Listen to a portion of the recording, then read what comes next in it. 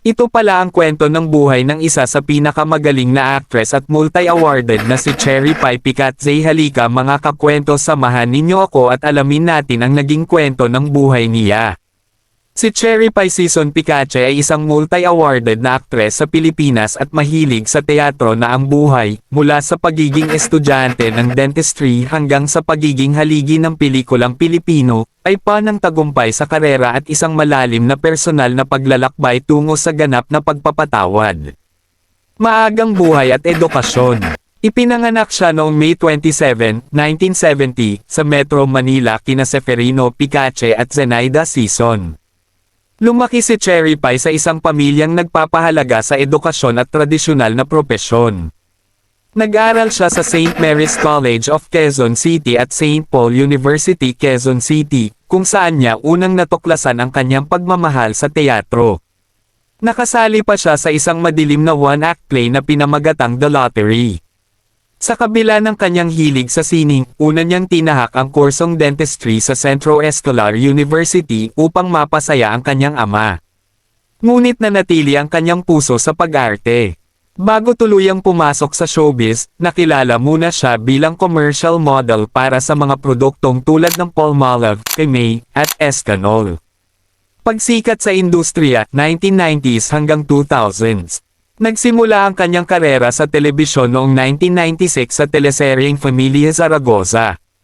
Sa kanyang mga unang taon, agad niyang ipinakita ang kanyang husay sa pagganap, kayang-kaya niyang gumanap bilang kontrabida o mapagmahal na ina.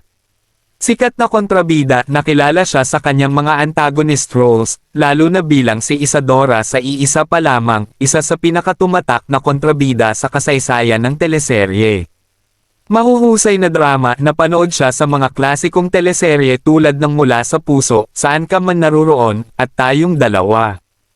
Independent films, noong 2006, kinilala siya bilang isa sa pinakamahusay na aktres.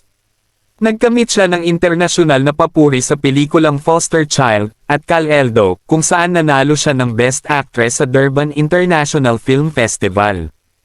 Personal na buhay at trahedya. Sa kanyang personal na buhay, matagal niyang naging partner si Gary Tria.